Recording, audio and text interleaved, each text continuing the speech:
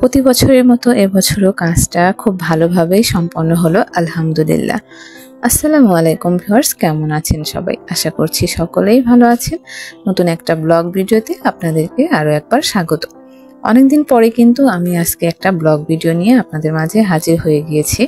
অনেকদিন হলো কিন্তু আমি কোনো ব্লগ ভিডিও শেয়ার করি না। আশা করছি আগের মতো এখনো আপনারা আমাকে সাপোর্ট করবেন। তো ভিউয়ার্স, আমি দেখতে পাচ্ছেন যে এখানে আমি একটু কাজ করে নিচ্ছি। অনেকগুলো ছোলা ধুয়ে রাখা হয়েছে এবং ছোলাগুলোকে কিন্তু এখন রান্না করা হবে। আর এখন তো বিকেল হয়ে গিয়েছে, রোজার দিন, তাই আমি একটু আমার আম্মুকে কাজে সাহায্য করছিলাম। যদিও আমি একটু অসুস্থ, যার কারণে আমি কাজে সাহায্য করি না, তবে আজকে একটা খুব ভালো কাজ হতে চলেছে, সেই জন্য ভাবলাম একটুখানি নিজেকে সামিল না করলেই নয়। তাই একটু আমিও কাজে হেল্প করেছিলাম। এদিকে আমার আম্মু রান্না করে নিচ্ছে। ছোলাগুলো আগে ভুনা করে নেবে এবং বাদ বাকি কাজগুলো কিন্তু সে পরে করে নেবে। তো এখন আপনারা অবশ্যই আমাকে জিজ্ঞেস করতে পারেন যে আপু, আপনার আসলে কি হতে চলেছে আপনাদের বাসায়?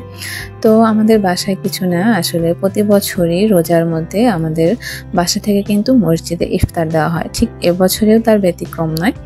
এবছরই আমাদের বাসা থেকে মসজিদে ইফতার দেওয়া হবে এবং আজকে কিন্তু সেই দিন মসজিদে ইফতার দেওয়ার দিন। তাই বাসায় সবকিছু এত আয়োজন করা হচ্ছে, সবাই এত ব্যস্ত, তাই আমিও একটুখানি তাদের সাথে সামিল করে নিলাম।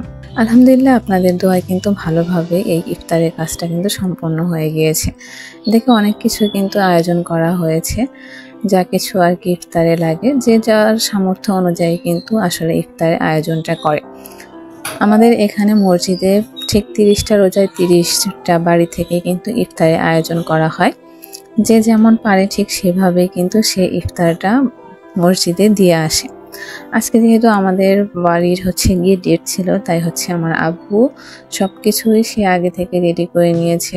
আমার আব্বু সবকিছু কেনাকাটা করে নিয়ে এসেছে এবং আমরা বাসা থেকে শুধু সবগুলো গুছিয়ে তারপরে দিয়ে দেব। এর মাঝে আপনাদের কাছে ছোট্ট একটা রিকোয়েস্ট, আমার আজকের ভিডিওটি যদি ভালো লাগে তাহলে অবশ্যই আমার চ্যানেলটি সাবস্ক্রাইব করে রাখবেন এবং একটা লাইক কমেন্ট শেয়ার করবেন। আর আপনারা কে কোথা থেকে আমার আজকের ভিডিওটি দেখছেন সেটা কিন্তু চাইলে আমাকে কমেন্টের মাধ্যমে জানাতে পারেন।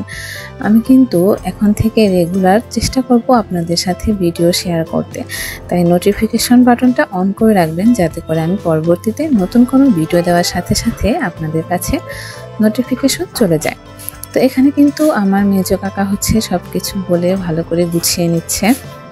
আর আমার ভাই যেহেতু বাহিরে ছিল, তাই ও বলেছিল একটুখানি ভিডিও করে যেন তাকে পাঠানো হয়, তাই আমি সবকিছু একটু একটু করে ভিডিও করে নিচ্ছি, যাতে করে তাকেও দিতে পারি এবং আপনাদের সাথেও শেয়ার করতে পারি।